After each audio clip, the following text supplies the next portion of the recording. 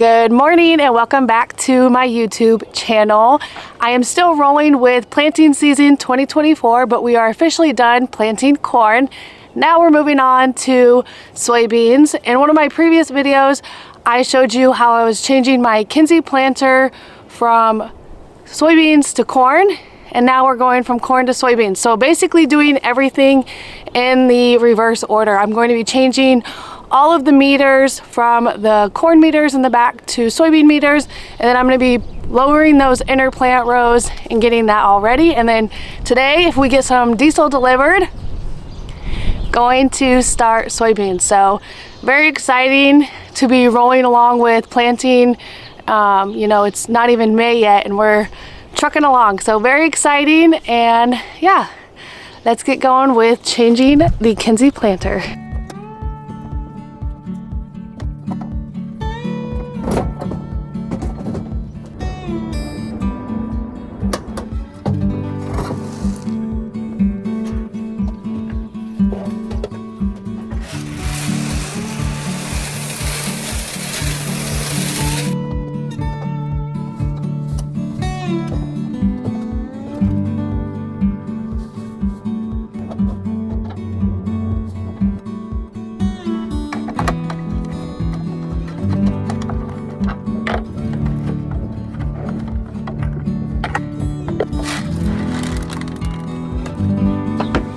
I'm just changing all the meters on here.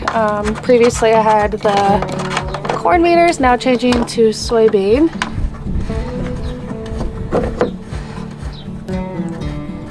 This is actually pretty easy because these wing nuts twist on by hand super easily, and then you just tighten them.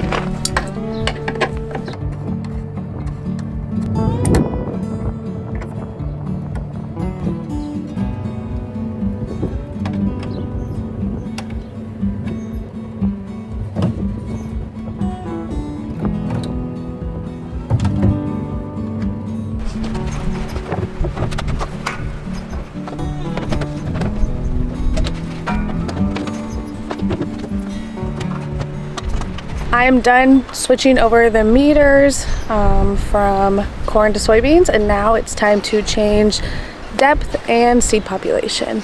It is so unbelievably windy today, but anyways, since I was planting corn at like 2.5 inches, I'm going to be planting soybeans at 1.5 inches. So I'm going to be changing the depth on each one of these rows. So I'm going to show ya.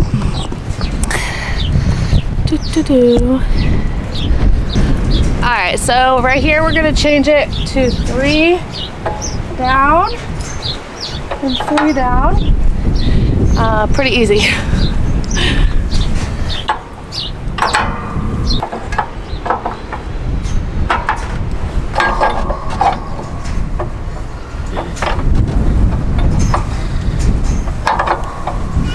The other day when I was adjusting this planter, I wasn't feeling very well, so I didn't really explain why I had to change all of this up as far as changing the population of which the planter is planting the seeds. So when we are planting corn, we're planting at 28,000 population. So that means there's 28,000 the wind. There's 28,000 corn seeds every acre, and when we do soybeans, we do 140,000. So it is a huge increase in the population of soybean seeds that are going per acre. So basically, this shaft, if you can see here, moves at a constant speed, and when this is moving, we have to adjust here to change the speed of this shaft. And this is the shaft that actually controls the meters that I was changing out, and those meters are spinning and planting. So I'm gonna go look in my book and see what needs to be changed.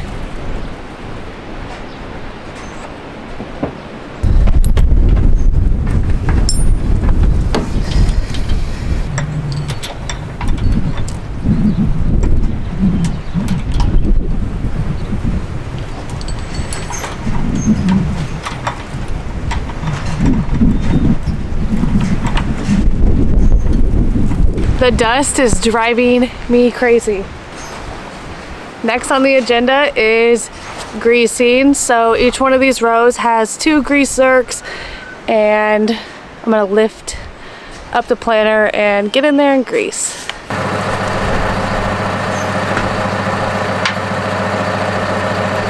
And I have the seed tender behind me. It's hooked up to the 40/30, and we'll be able to fill each hopper.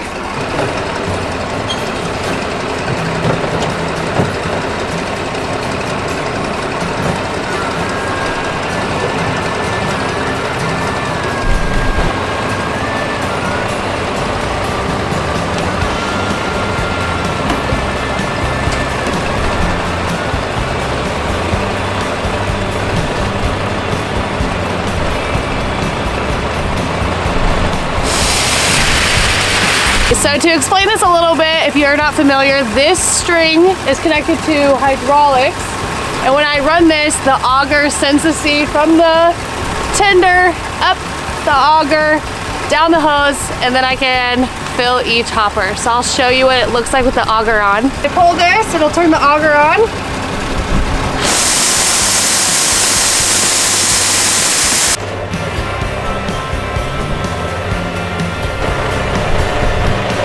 Now we are ready to officially start soybean planting.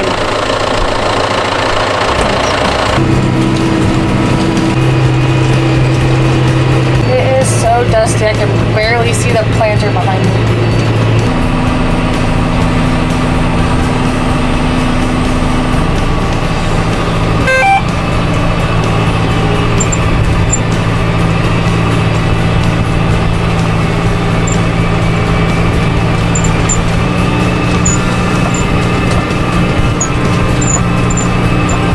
Now that I am going with the soybean planting, I'm going to hop out and check the depth that the planter is planting the seeds.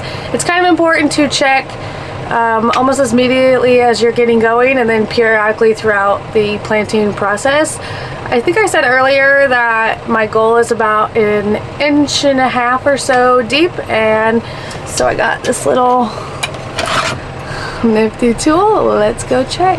So to explain a little bit about how the planter works, there is an opening wheel that cuts the soil open, and then there is the meters that are dropping the seeds, and then behind it there's 2 closing wheels that closes the seeds over. So since I was just planting, I'm going to show you where the opener has opened a path, the machine has planted, and it has not completely closed. If that makes sense.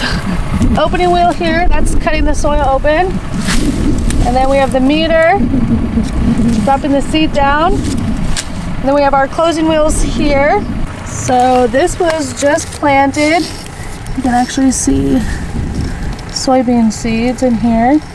And so my depth here is about 1.5 inches. So pretty spot on the money. And then the closing wheel will follow behind that. And it'll look like this. So you can see this has already been planted there. So this is no-till soil. So this is the corn that was planted last year and harvested, planting right into it.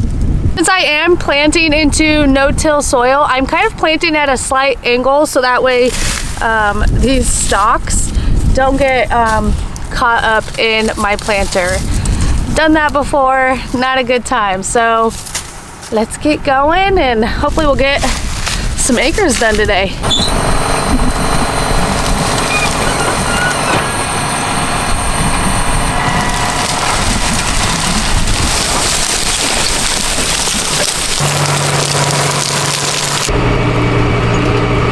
The field that I'm planting into right now, I kind of explained, is no-till corn. We actually grazed this corn down. We put our goats out on this corn stalks this winter, and that really helps us cut down the cost of feed for our goats.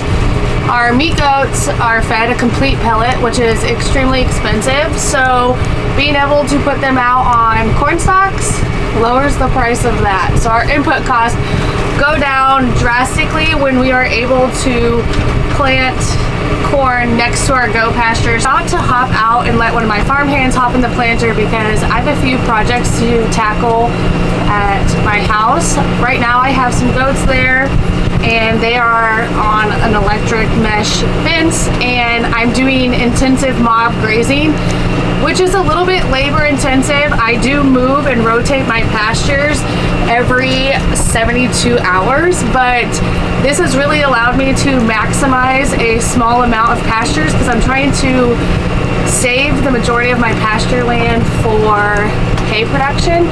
So the few goats that I do have at my place, they are being grazed in a mob style. Basically means a small area where they graze very intensively for 72 hours, and then I rotate it to another small section and they graze it very intensely. And this allows a very uniform pasture rotation.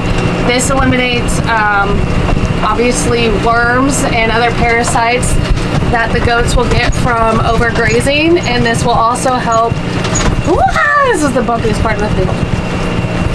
This will also help my pasture quality, so just maintaining a nice uniform pasture, and it'll allow me to have 6 to 8 weeks of rest between each section of pasture, so it'll allow a lot of time for new growth, rain, and grass. So yeah, I'm gonna go move fences and clean out their pen today. But at least I got the soybeans started, and that was really my big to-do today. Honestly, this camera is ticking me off. It's like literally giving me motion sickness. It's moving so much. It's just one of those days where recording is not going very smoothly. But anyways, thank you for watching this YouTube video. I feel like it's probably going to be a pretty short one, but day 1 of soybean planting 2024 has begun. So we'll be back at it again tomorrow.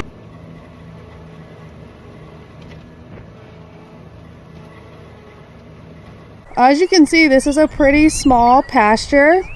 Like I said, I only have a few goats that are going to be going out here. They're going to intensively mob graze it, and then in 72 hours I'm going to rotate the pasture to the next section.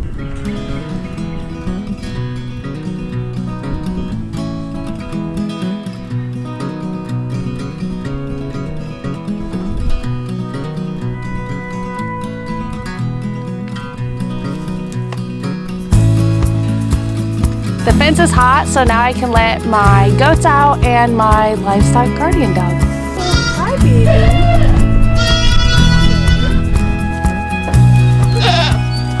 I don't know if I've talked about my Livestock Guardian Dog before, but this is my baby. He is, well, how old are you? Almost a year old. We got him as a puppy and pretty much immediately threw him in with the goats. The nice thing about Livestock Guardian Dogs is they really kind of train themselves. Their natural instincts are basically enough to get the job done. He's got a big bark, but he's very sweet. He is not trained per se. He knows his name and he knows when it's dinner time. We have 2 older Livestock Guardian Dogs that kind of did the training. They kind of set boundaries with him, showed him the ropes, and we've been enjoying him since. He's right now with this little pen of goats. The reason why I have such a small herd right here is 4 of them are bottle babies, and then one of them is that goat that has a broken leg. So this is kind of the special care pen. Oh, here we come running. My favorite is when the kids are frolicking. See if I can get a video.